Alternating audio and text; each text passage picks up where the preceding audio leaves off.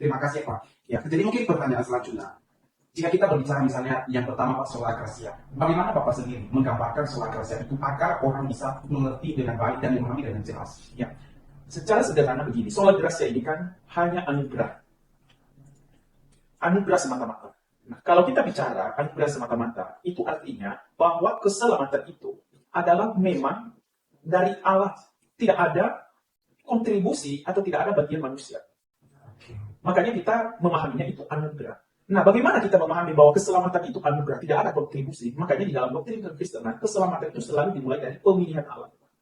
Jadi, orang sebagian dari kekekalan Allah sudah memilih mereka untuk selamat. Nah, jadi, karena mereka sudah ditentukan untuk selamat, maka Allah memanggil mereka. Memanggil mereka dengan apa? Memang ada dua panggilan. Allah memanggil melalui Injil, dan kedua, Allah memanggil secara efektif, yaitu Injil itu Roh Kudus membuat di dalam hati untuk beriman. Nah, jadi dari sini, sola gratia ini artinya apa? Bahwa seseorang yang percaya kepada Yesus tidak ada kontribusi, semata-mata dari Allah, dari Allah. Kalau Bapak sendiri melihat tentang sola gratia ini, apa sih nilai teologinya Pak? Kalau kita memahami sola gratia ini sebenarnya, bahwa anugerah Allah, keselamatan itu hanya terjadi oleh anugerah Allah, tidak ada kontribusi manusia, maka sebagai manusia apa yang kita lakukan? Ini hanya satu sebenarnya, tidak ada yang perlu dibanggakan. Makanya kalau kita melihat surat Paulus itu, bahwa keselamatan itu dari Allah, anugerah semata-mata, jangan ada seorang pun yang membanggakan diri. Nah, jadi kita hanya bisa apa? Karena kita hanya menerima, maka kita hanya di dalam hidup kita itu bersyukur. Hidup bersyukur dan bersyukur kepada Tuhan karena apa? Kita yang tidak layak sebenarnya, tapi oleh kasih karunia Tuhan dia layak juga. Oke, luar biasa. Nah, kira-kira ya Pak, tentang ajaran sola gratia ini, ada nggak sih Pak ajaran di luar sana yang menentang hal ini? Pasti ada. Jadi memang dari awal sejarah selalu ini bertentangan tentang sola gratia ini dengan ajaran-ajaran lain, misalnya pelagianisme, semi-pelagianisme, arianisme, ini selalu bertentangan. Kenapa? Karena mereka melihat, baik itu pelagianisme, selalu melihat bahwa selain anugerah, itu harus ada usaha manusia. Jadi mereka tidak bisa melepaskan usaha manusia itu.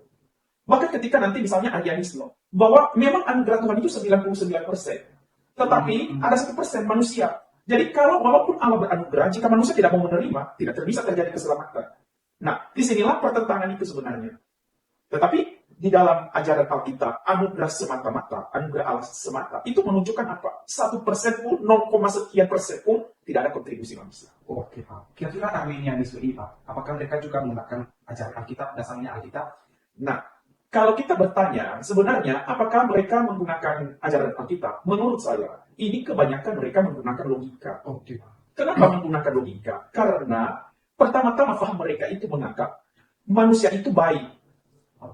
Jadi karena mereka punya peranggapan manusia itu baik, jadi yang merusak itu lingkungan. Saya bisa menggambarkan begitu. Kalau misalnya ada seseorang di dalam ruangan, ada orang-orang lain.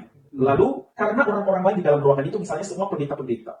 Lalu saya duduk di antara pendeta-pendeta. Dengan sendirinya, karena orang di sekitar saya pendeta-pendeta, saya jadi berbuat baik. Maksudnya jadi sikapnya saya jaga, jadi baik dong. Karena saya harus menghormati pendeta-pendeta yang ada di sekitar saya. Saya tidak mungkin ngomong kotor, saya tidak mungkin bertengkar, karena ada pendeta di sekitar saya. Tapi jika misalnya saya keluar, saya melihat, wah ini teman-teman saya di luar orangnya ya suka mencuri. Ya karena teman-teman saya mencuri, saya ikut-ikut. Nah, jadi disinilah sebenarnya mereka yang memahami hal ini. Mereka menganggap bahwa sebenarnya manusia itu punya kemampuan jika dia mau memilih. Pak. Nah, tapi sesungguhnya disinilah kita memahami kalau kita melihat Alkitab, manusia itu telah jatuh dalam dosa, rusak. Jadi bukan karena dia baik, sesungguhnya dia tidak bisa memilih untuk baik. Makanya di dalam kitab Roma itu bahwa manusia itu telah kehilangan kemuliaan Allah. Nah, jadi disinilah hebatnya doktrin anugerah semata-mata. Wah, luar biasa jawabannya Pak. Ya. Semoga menjawab kebutuhan yang lagi nonton juga.